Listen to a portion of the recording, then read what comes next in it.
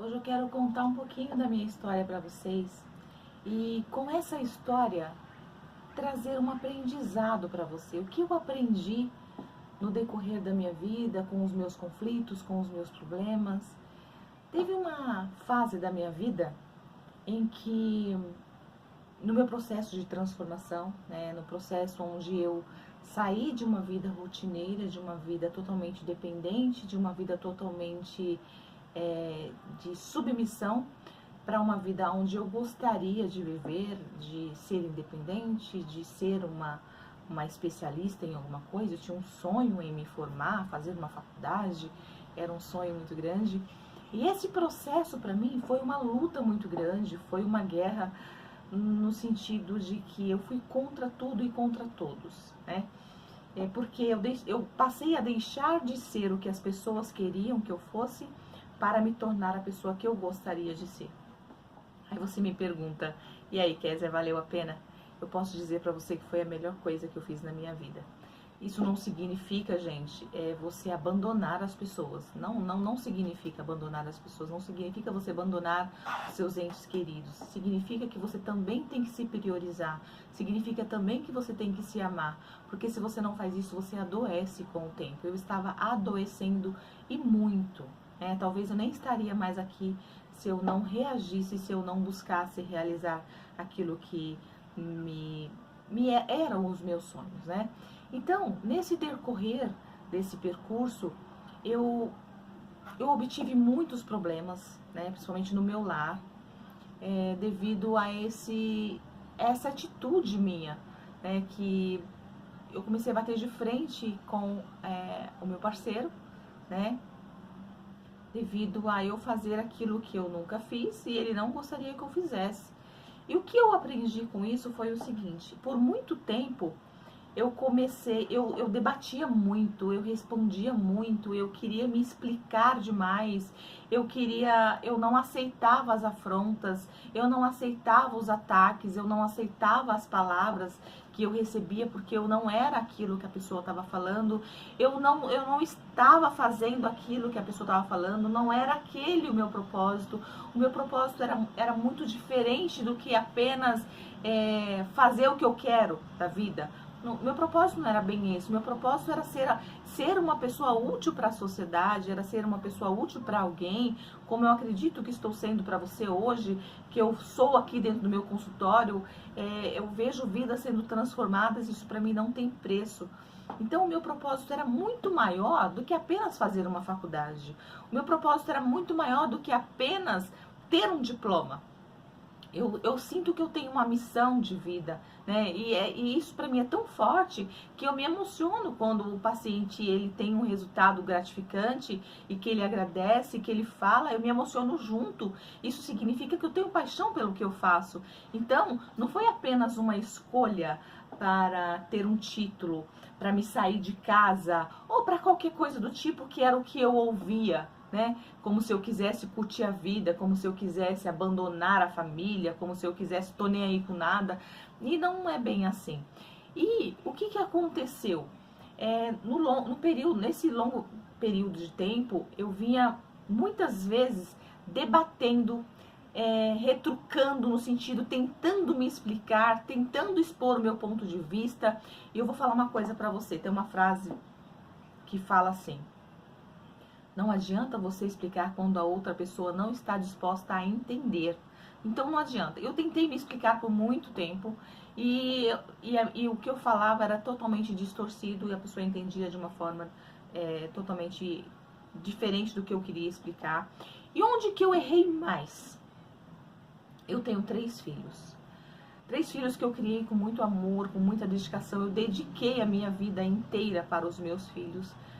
Eu dediquei desde o momento que eles nasceram, eu criei, bem dizer, só, né? Porque o pai deles era um ausente, ele era muito ausente devido ao trabalho, e eu ficava muito só. E eu criei esses filhos meus com muita dedicação, eu era super mãe, né? Super protetora. E chegou, eu vou contar isso porque eu acredito que serve de experiência para outras pessoas que estejam passando pelo mesmo processo. Então, chegou o momento que, quando eu percebi que eles cresceram, hoje o meu filho mais velho tem 22 anos, eu tenho um filho de 21, que vai fazer 21. Um vai fazer 22, outro vai fazer 21 e a menina vai fazer 19 anos. Eu tenho 3 filhos adultos. Então, eu entendi que eles já estavam criados e que eu poderia agora, então, viver os meus sonhos, correr em busca dos meus objetivos, né? Então, eu me senti na liberdade de fazer isso, mas eu fui uma mãe de verdade, eu tenho essa consciência, eu tenho esse sentimento de missão cumprida. Mas o que aconteceu? Onde foi o meu maior erro? Foi no momento onde eu escolhi o caminho que eu queria seguir e a outra pessoa não aceitou e começou a haver uma desavença muito grande e eu comecei a entrar, né, na tempestade da outra pessoa. Tem uma frase muito interessante também que fala assim: não entre na tempestade dos outros, traga as pessoas para a tua paz. E eu, por querer me explicar, por não aceitar aquelas palavras, que aquilo não fazia parte de mim, eu não era aquela mulher, eu não estava saindo para a faculdade para me divertir, era um sonho, era uma meta, ainda continua sendo, né? Então, eu comecei a discutir muito, nós começamos a discutir muito, e essa discussão, de certa forma, começou a gerar um desrespeito. E quando você gera um desrespeito com a outra pessoa, com o seu parceiro, com a sua parceira, e os seus filhos presenciam isso, de certa forma você perde um pouco do respeito com os filhos. Então, para você, mãe, pai, que está aí me ouvindo, tiver de discutir, de resolver alguma questão, procure evitar a presença dos filhos. Outra coisa que eu aprendi é o seguinte: se você está percebendo que não dá, que não vai fluir, que o relacionamento não vai vingar, a melhor forma que você tem é dar um tempo. Dá um tempo, sai de perto um do outro para que essa relação não venha a virar uma gangrena. Eu costumava dizer, eu falava muito, tá batendo em cima da ferida, tá doendo, a ferida tá doendo, vai chegar um momento que vai virar uma gangrena, vai ter que amputar. O que significa isso? Significa que se você está num atrito muito grande no seu relacionamento e você continua batendo na mesma ferida de sempre, ou seja, se sua mulher tem um problema, o seu marido tem um problema, e você fica mostrando aquele defeito daquela pessoa e você não enxerga mais nada, não enxerga mais nenhuma qualidade a não ser aquele defeito, ou todos os outros defeitos, ou todos os outros problemas que vêm acontecendo no cotidiano, porque, gente, não existe lares perfeitos, não existe pessoas perfeitas. Por mais que a pessoa seja bem-sucedida na vida, existem conflitos. Afinal, nós somos seres humanos, afinal, nós temos sentimentos. Todas as pessoas normais possuem conflitos internos, né, certo? Porém, aquelas que trabalham a sua mente, que fazem terapia, que entendem um pouquinho mais da mente, ela aprende a lidar com aquilo e vai lidando melhor com as situações da vida. Hoje eu sou uma pessoa que sei lidar muito melhor com as minhas situações, mas antes de eu aprender isso, eu sofri muito. Eu sofri muito e fiz outras pessoas sofrerem. Por quê? Porque eu não sabia lidar com a situação.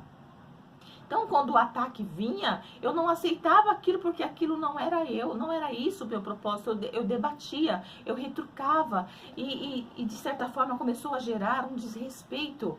Eu nem deveria estar expondo aqui a minha vida, mas eu acredito que expor serve para outros casais, salvar outras vidas, né? E fazer você perceber que isso acontece dentro dos melhores lares, das melhores famílias.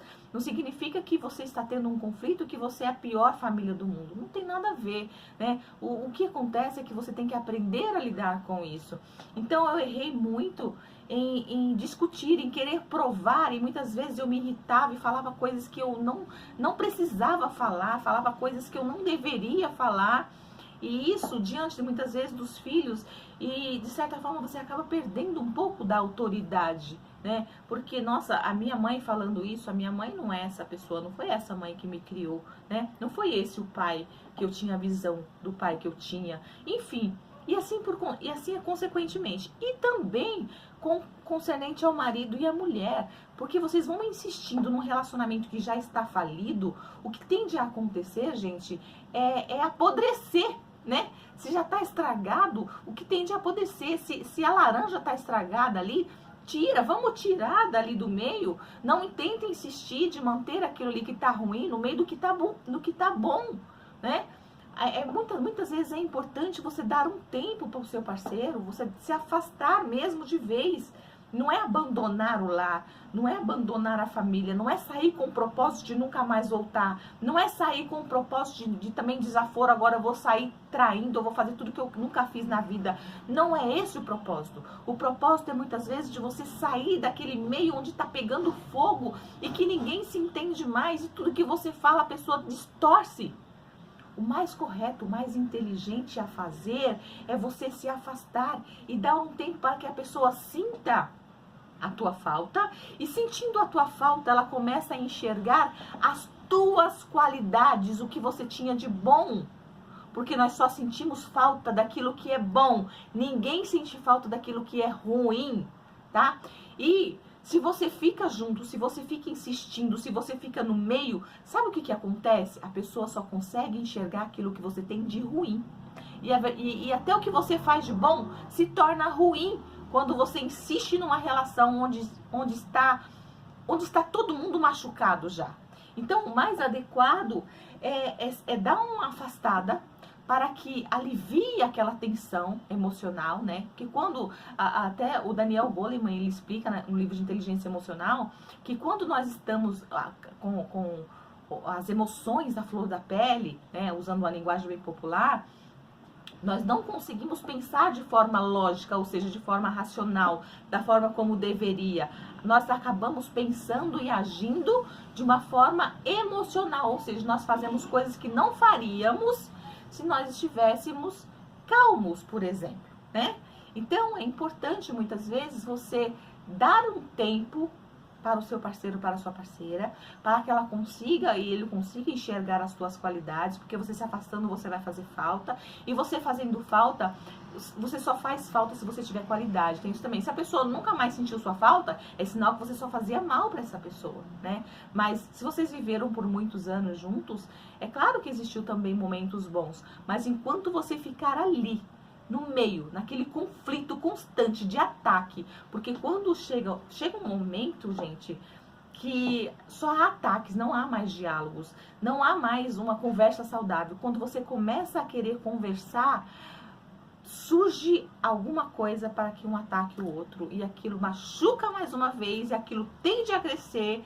Então, o que eu tenho para te dizer, como experiência própria, como profissional também, é que quando a situação fica muito complicada, fica muito difícil, fica muito pesada, se afaste, dá um tempo. Vou repetir, não significa ir embora para nunca mais voltar, não significa se afastar para fazer tudo que você nunca fez na vida, não significa se afastar de raiva também, nunca mais eu volto, vou me vingar de tudo. Não é isso.